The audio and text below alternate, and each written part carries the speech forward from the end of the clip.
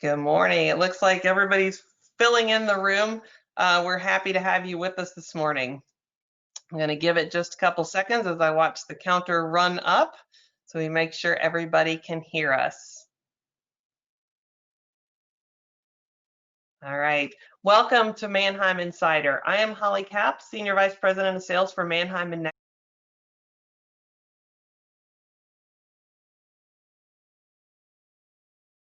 All right, let's try this again. Hopefully you guys can hear me. Good morning. Welcome to Manheim Insider. I'm Holly Kapp, Senior Vice President of Sales for Manheim and Next Gear Capital. Thank you for taking the time to be with us today.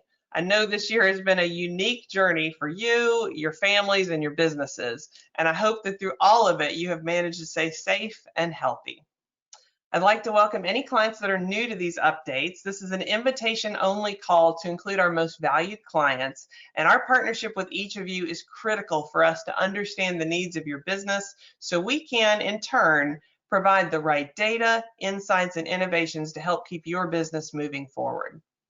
Many of the ways we normally connect with you is in person, at events, client meetings, and visits to your offices. But sadly, this has not been easy this year, and we really are missing you. So we hope that you find this Manheim Insider valuable use of your time and a way to stay regularly engaged with Manheim and our leadership team.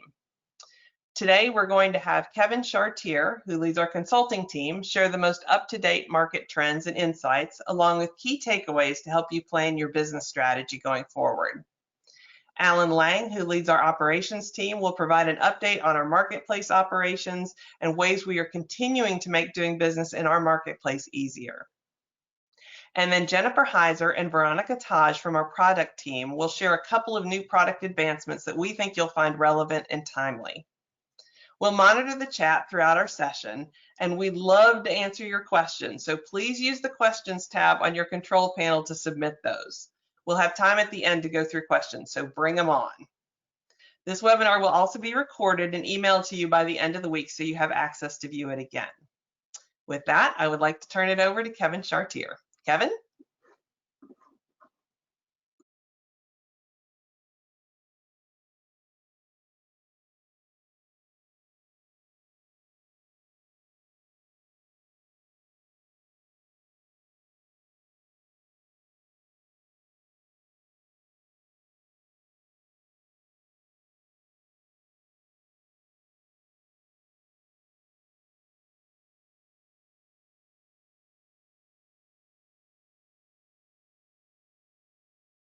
You can go ahead and advance the slide.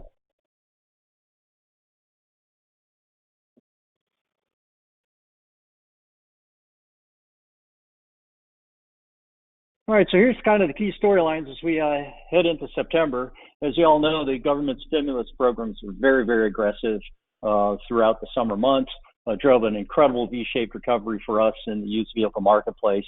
Both retail volumes and values shot to the moon through the June and July time period, and supplies got extremely tight on both the retail and wholesale side. So now we're coming off of those highs from June and July. It appears that we have seen the peak of the marketplace, absent another round of aggressive government stimulus and things like that. So we're starting to expect maybe we'll see a little bit more of a normal trend as we head through September. So with that, we're going to take a look at some of the retail sales trends. So let's go ahead and look at our two sources of dealers. On the left-hand side in the green, we've got the dealers that we source out of vAuto. And on the right-hand side in the red, we got the dealers that come out of DealerTrack. The difference between those two groups is in the vAuto set, we have a little higher concentration in the larger, more franchised dealers. And on the DealerTrack, it's a little more representative of a wider mix of dealers, including some of the smaller independents and things like that.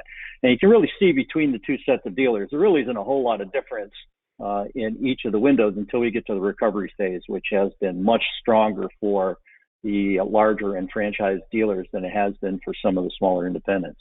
So we'll start way over on the far left there with the rolling 7-day same-store average, last year in the green, this year in the blue. You're pretty familiar with this, so I'm just going to drop to the bottom line here.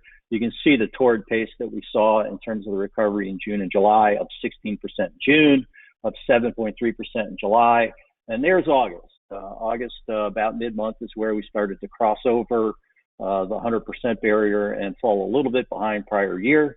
And for the month, we finished up just about a point below prior year in terms of total volume. The final week of the month was down almost 2, and that seems to be the pattern that we're following as we go through the first couple of weeks of September here. So definitely a cooling trend after a really heated summer. When we look at the year-over-year comparisons, you can see there are now an emerging fourth phase to this year. We had the spring phase where it's very strong spring, up 5% year over year, the COVID crash window, what I call the recovery window there, where we saw the big recoveries coming out of COVID. We're up 6% for the large dealer group and only 1% for kind of the broader based marketplace. But when we look at sort of the late end of July weeks heading on through August, you can certainly see a change in the overall marketplace, a flattening out in that Viato data set, bouncing around that 100% mark of prior year, and definitely a sign of a little bit more weakness in the broader marketplace over the past few weeks, below 100% for the dealer track set. Overall, when we wash everything out through the year, the Viato group is down about 5% year over year, and the dealer track set is down about 7%. So after a really robust recovery in June and July, we're really cooling off a bit, and we're heading into what I would call the fourth phase, which is the post-recovery phase. In terms of the supplies on the left-hand side, we look at the day supply trend. We are still a little bit below prior year levels, but we're normalizing rapidly as the forward pace of sales kind of cools off a little bit. So we're still a little bit below prior year as we were coming out of August. I think when we update this for September, we'll see that the used vehicle day supply has already normalized on dealer lots. So we're pretty much back to normal in terms of day supply, but when we look on the right-hand side, you can see it's kind of a split difference between two different worlds. When we look at the near new segments, would be the 0 to kind of 4-year-old vehicles there, the 1s and 3s, and that, running fairly normal at a 42 to 45 days supply. But when we look at the supplies of the older vehicles, and this is going to be important when we take a look at the resale value trends here in a few slides, you can see that the 5 to 15-year-old cars are all below a 30-day supply. So relatively tight on that older segment of the marketplace and recovering quite nicely on some of the near new. So while supplies are normalizing, overall our total listing volumes are down about 10%. Sales are now kind of bouncing around a couple of points below. So we're getting much closer to normal in terms of retail day supply. Flipping over to the new vehicle side and taking a look, we've seen the production recovery now in both June and July. Pretty solid recoveries, getting back up to prior year levels, but that is an enormous production hole that was created during the crater of the COVID lockdown. So we've lost 3.5 million units of light vehicle production in North America. And when we flip over and look on the right-hand side, it's having a significant impact on the volume of inventory on ground at dealerships at the retail level. So overall retail sales are running somewhere in the 15 to 20% below prior year levels. But you can look at that inventory number, we're down 33%. So very, very, very tight supplies on the new vehicle dealer lots. The COVID production hole is having a big impact on that. And really don't see that catching back up anytime soon. This is going to take a while for the production to kind of fill enough of that COVID hole that we'll see sort of a normalizing of dealer inventories. So I expect we're going to see some continued shortages of the popular models, popular equipment packages, and those sorts of things, just like we've seen pretty much for the past month or two. Looking at day supply for each of the key segments next to each other here, new on the left, used on the right. You can kind of see the changing story. Pre-COVID, we had plenty of pickup trucks. Post-COVID, we are not in that situation. So we only have a 41-day supply of new vehicles on the pickup trucks. And then when we look at used, it's all the way down at a 34-day supply. So pretty significant changes in terms of the dynamics there. I expect that we're going to continue to see very difficult to get the right kind of truck with the right kind of equipment at the right price for the dealers. So if you're selling pickup trucks, this is a great time to be selling. Others are starting to normalize a little bit, but again, we're still well below normal in those key segments.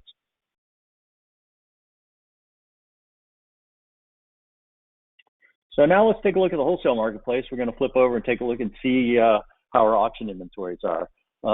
Auction inventories are now at the lowest levels we've seen in years. After the big run up in COVID, we've had significant liquidation of those auction inventories, and then significant delays in terms of vehicles that would normally be coming back into the marketplace. So we're now down 196,000 units from the peak. We are now down 48,000 units year over year. This is by far and away the lowest inventory we've seen in years. So when we look at each one of the vehicle segment types, the one I really want to draw attention to is on the lower left there. We've been tracking that rental and factory repurchase vehicle inventory through the year with concerns about the defleeting around rental and the heavy defleeting. We are now at a point where the inventory is actually below where it was last year at this time. So the liquidation of that excess inventory has already taken place. It's been very, very orderly. And now we're in kind of a normal marketplace. When we look at the captive, which is primarily off lease, we can see significant shortages versus prior year. And then the same goes for the primarily repo inventory there in that bank. So we are well below normal, and we have significant shortages at the wholesale level. And those shortages are going to be with us for quite some time.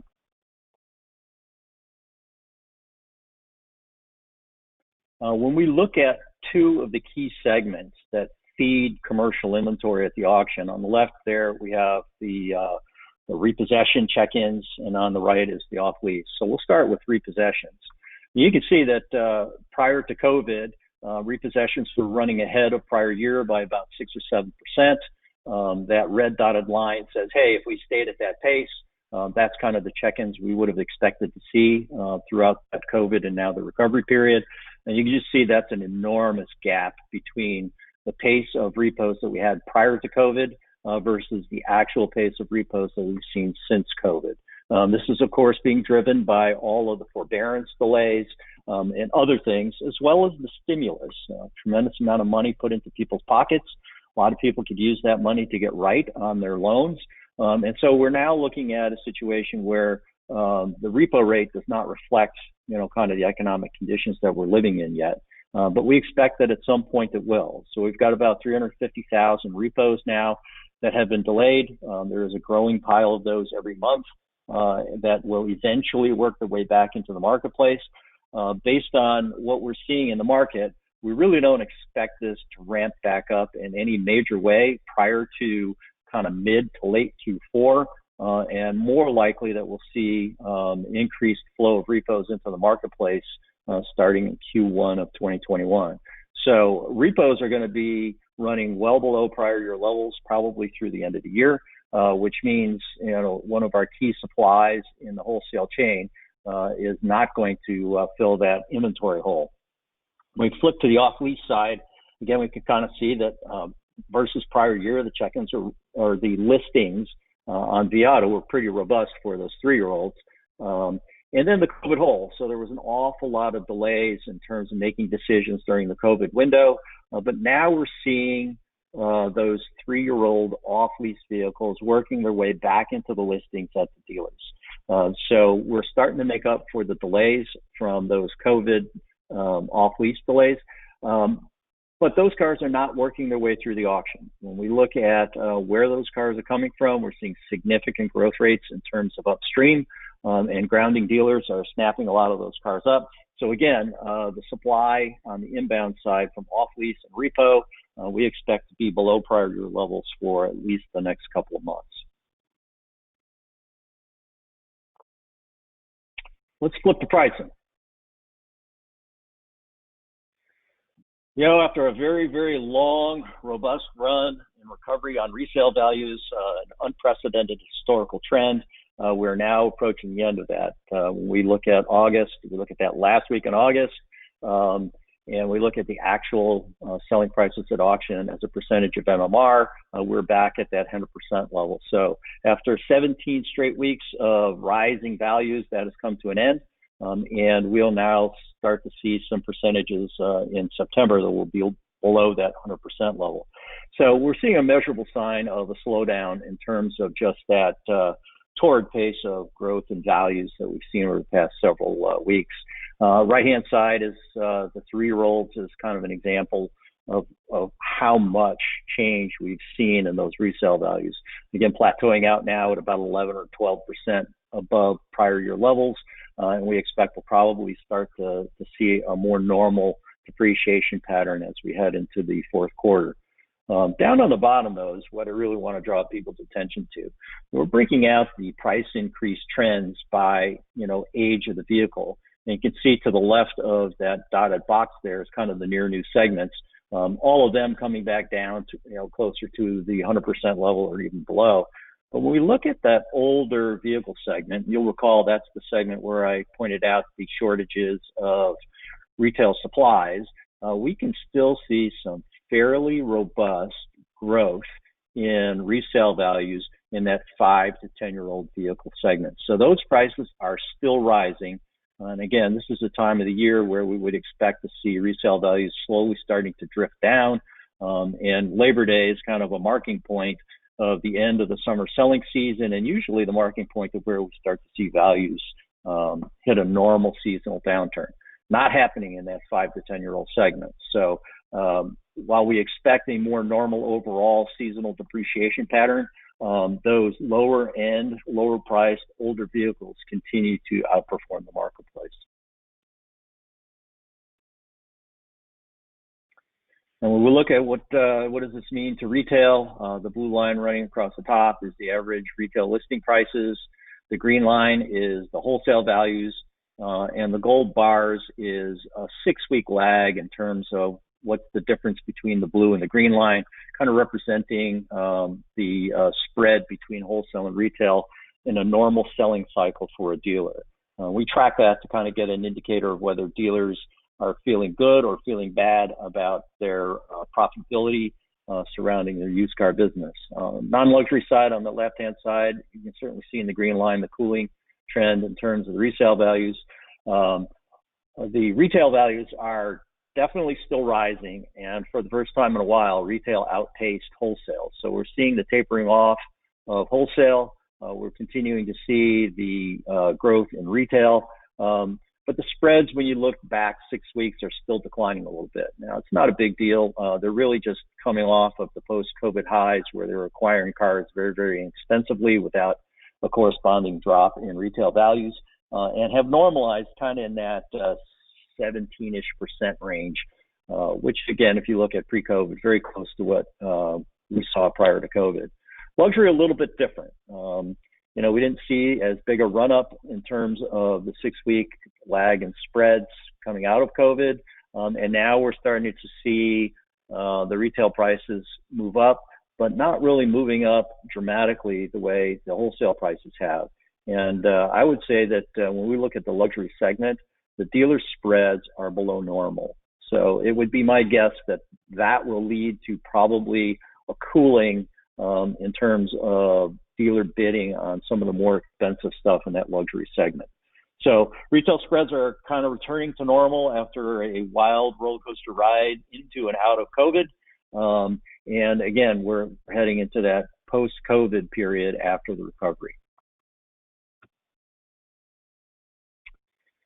So here's the upshot of where we're at. When we take a look at it, the stimulus programs gave us the historic V-shaped recovery. We're definitely seeing the cooling in retail.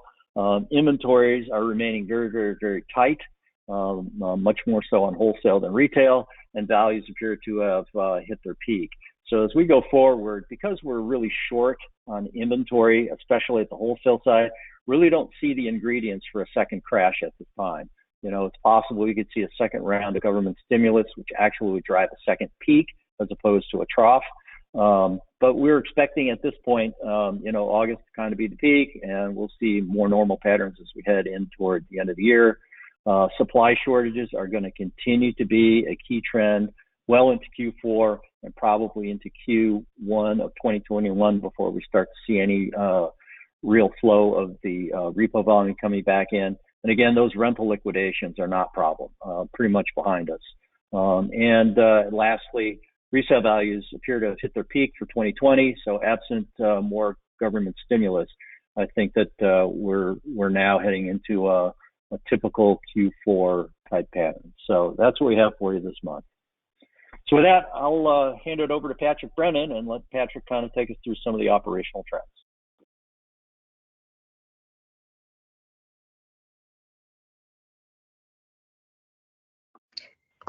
We do have Patrick on the call, and he's welcome to provide some input, but I believe we have Alan Lang next up.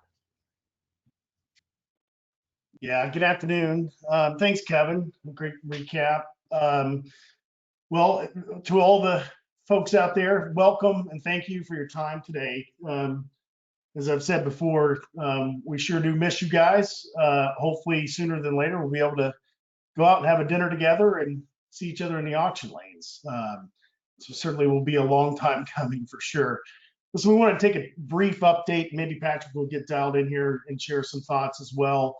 I really wanted to provide the group with just an overview of kind of where we're at with our auction operations, certainly answer any questions and address a few key issues. Listen, there's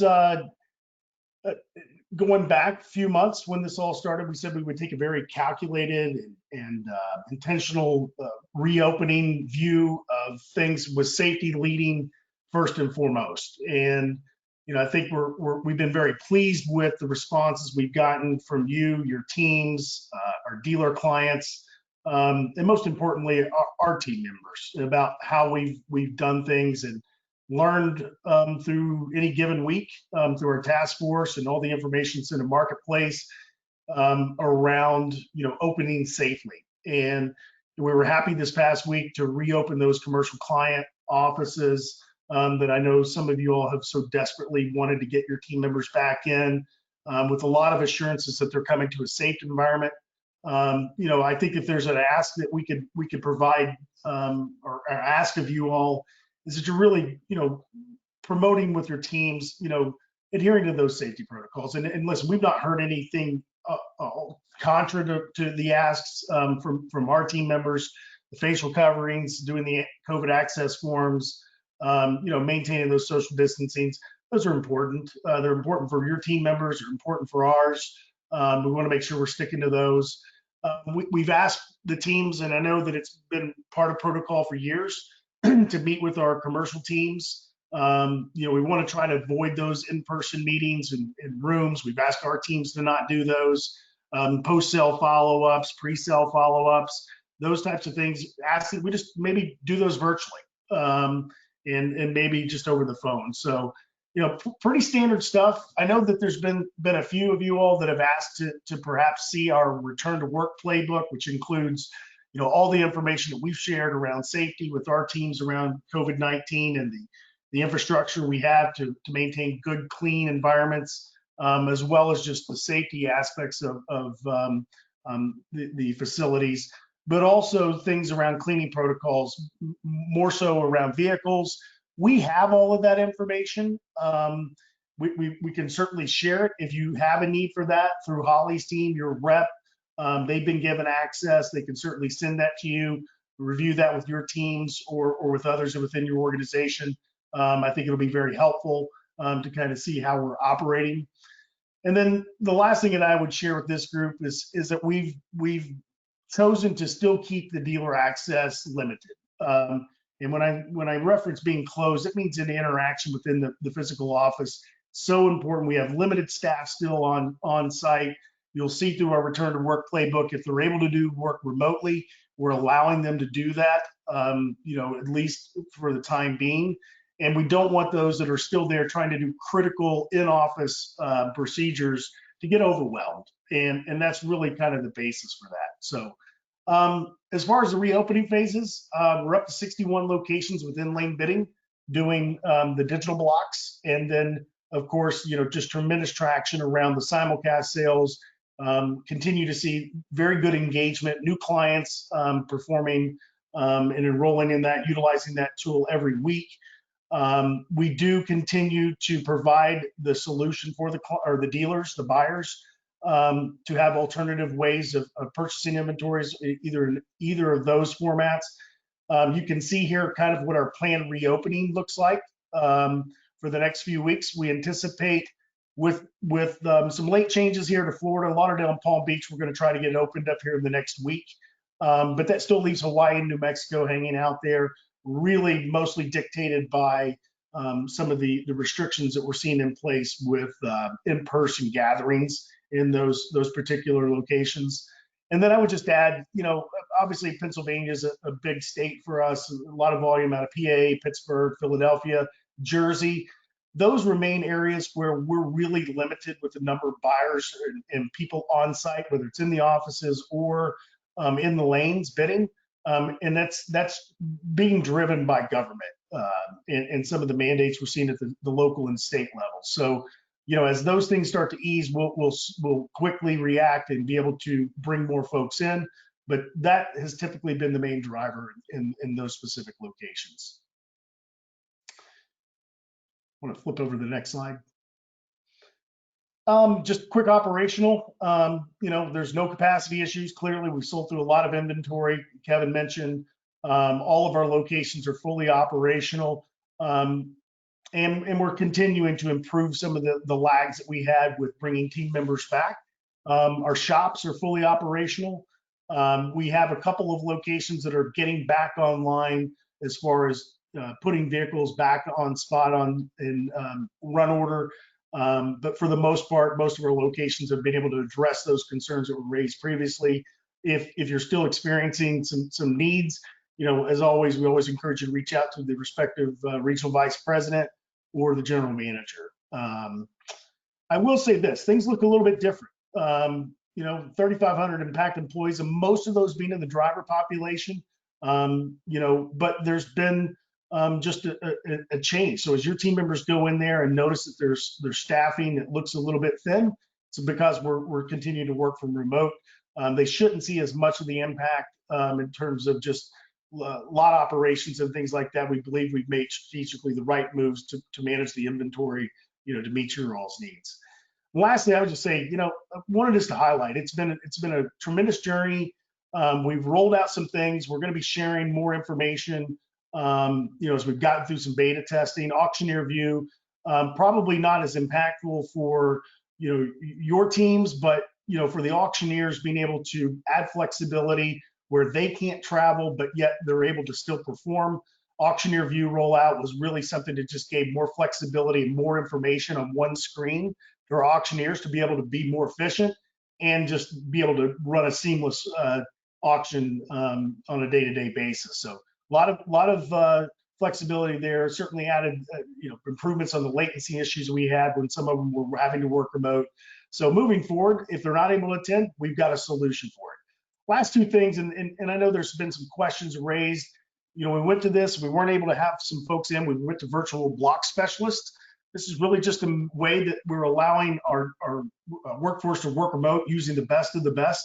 They work in tandem with the auctioneer via some virtual interaction.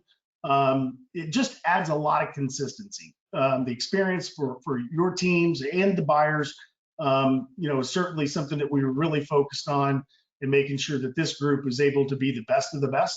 And we're pretty excited about what that is going to create overall from the seller side experience. And lastly, we've heard a lot of feedback. Thank you for continuing to utilize the remote seller where needed. I hope that's something you all have found very advantageous to helping your teams as you guys manage through this. And I think that's going to be very important for us to continue to focus on that moving forward. I don't know if Patrick was able to get on. I want to address one more thing, but before I do, Patrick, were you able to join? Yeah, I don't know if he was able to or not. Listen, a question came up earlier, and we want to make sure we're addressing this. It's about renting cars, and I think we've been very, very upfront with the group around everything I spoke of earlier around taking a very calculated and methodical approach to reopening, with safety first and foremost. We went through these summer months, still learning. We still have, as I mentioned, restrictions in place in certain areas. We feel very, very good about what we're doing right now, protecting everyone and maintaining all the rigors that need to be done within the physical lanes. We do expect to run cars. And I think Patrick's on record of saying that previously. The timing, we are working through some final stages on how that may look. There will be some kind of process that we will be evaluating to ensure that, from our perspective, it's a safe environment and we're able to do it in a way that is not creating, mass group gatherings all compacted in short lanes. Will that look like something that might be different? Sure. Our ask is that we encourage to continue to sell digitally. We do feel like it's the preferred method, especially now, to continue to sell through. But we understand that there's going to be some challenges with certain segments where we're going to need to look hard at running cars, and we're certainly doing that. And we would hope to be able to share some more information as to when and where and how, all in brief order. So, our commitments is for transparency, making sure that you guys are informed and can plan appropriately as we need to. So with that, I think I'm going to turn this over to Jennifer and to Veronica.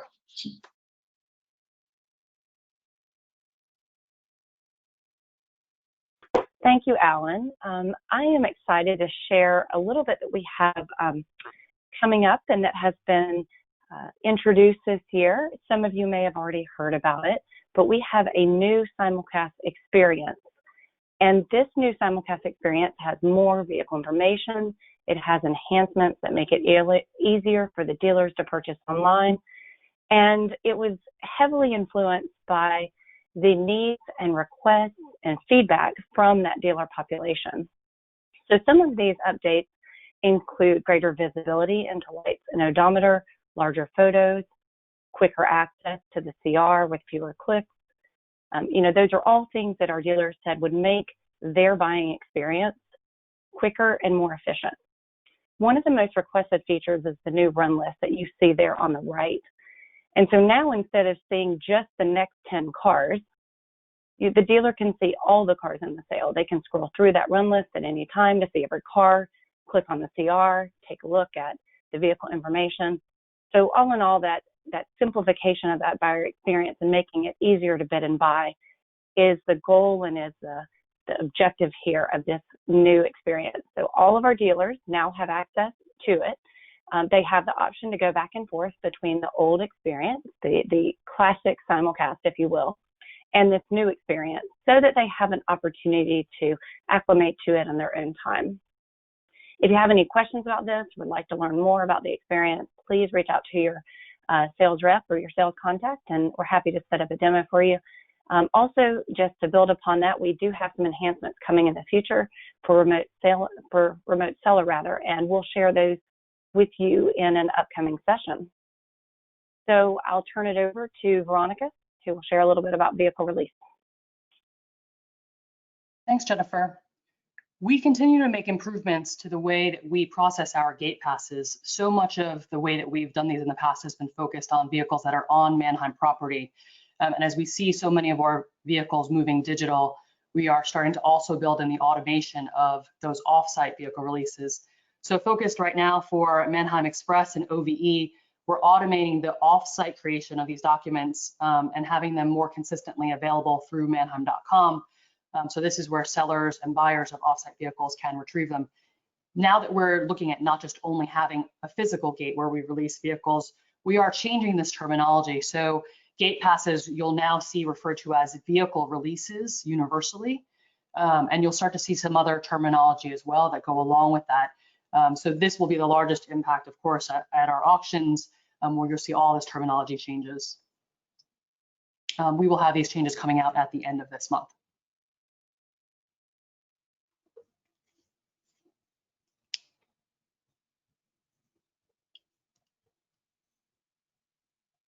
All right, thank you, everybody. Appreciate all the panelists presenting for us, and we've got a few questions in here, but there's always room for more. So please continue to add questions in using the question function on your control panel, but we will get started. So Kevin, we've got several questions for you, so you might as well get on your unmute button.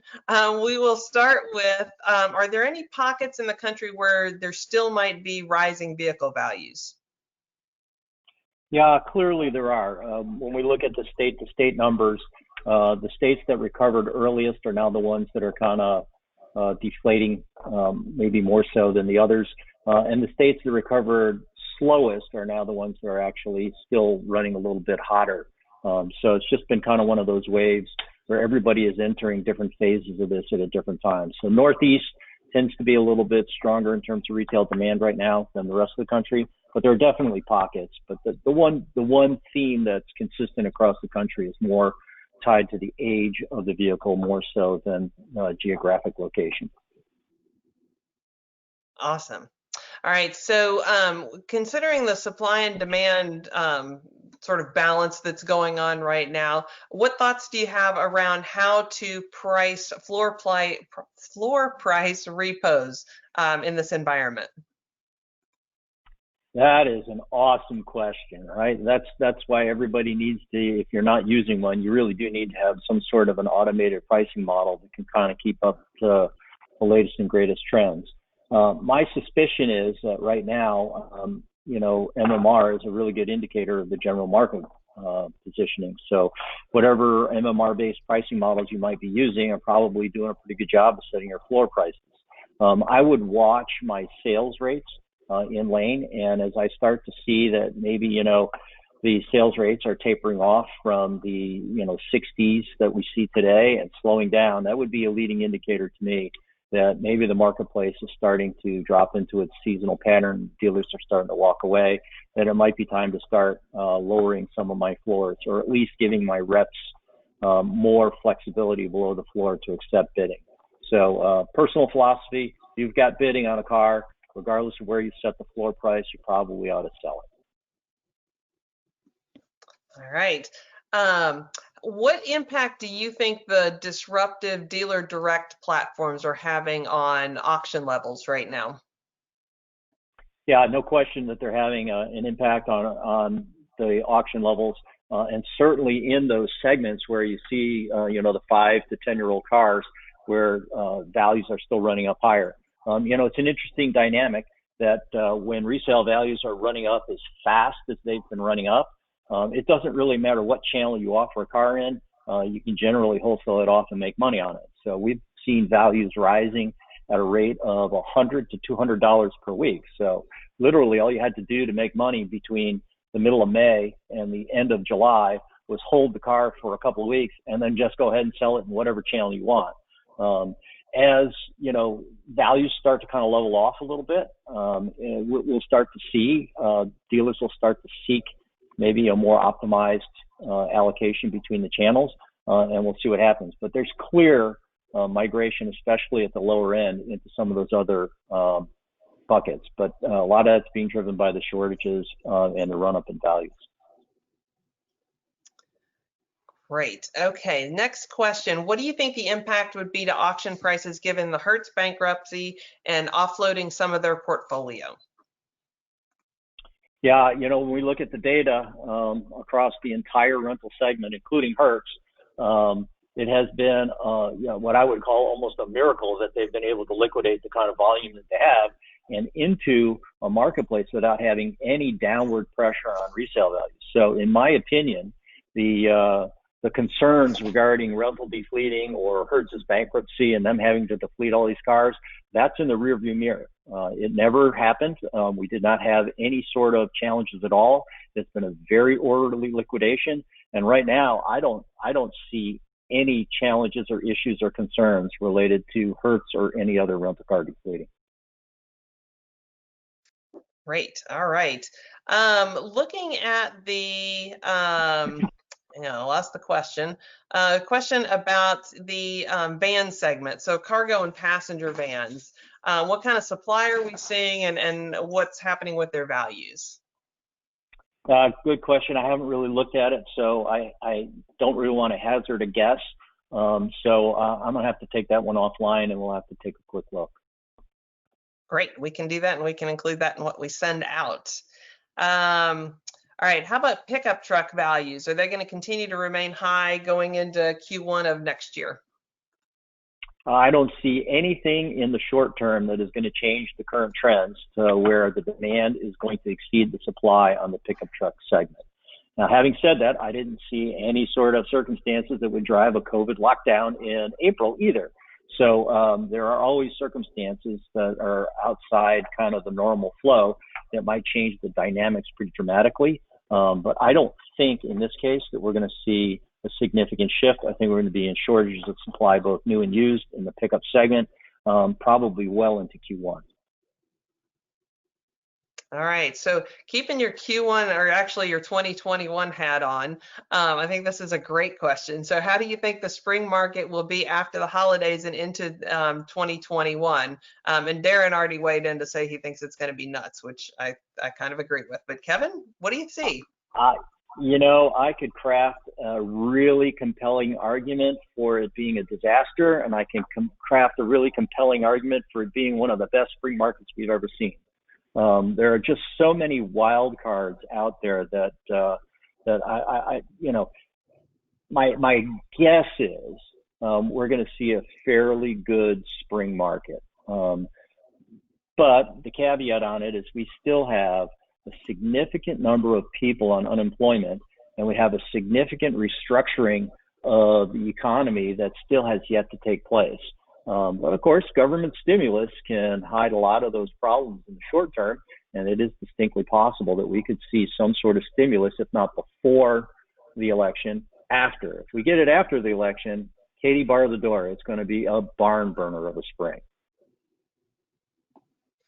All right, well, we're going to hold you to that. Hey, if I had the answers to all that stuff, I'd be sitting on my yacht someplace calling this in instead of sitting here in my little office. That's exactly right. All right, so we got a couple other questions, which we'll make sure we get answers out to folks. But I think we've got Patrick Brennan in a position where he can speak now, so we'd love to take a minute and hear from him. Patrick?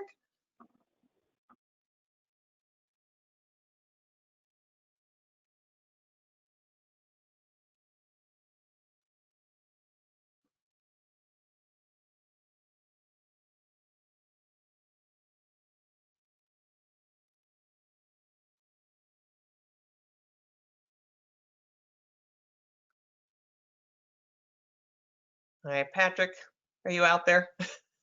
Hey, how are There you? he is. Great. Glad you're with us. Sorry, we've had a little technical difficulty.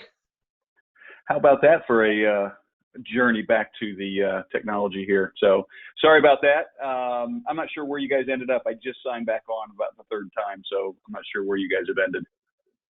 Well, we've just gotten through Q&A, and we're about to wrap up. I wanted to give you a chance to say anything to the group that you would like to. Well, yeah, I appreciate it. Thank you, Holly. I heard what Alan was talking about, obviously Kevin and Jennifer and such. So first of all, thank you all for taking the time. I apologize that I couldn't get in for some reason or another, but really appreciate all the feedback. I've talked to a number of you the last few weeks.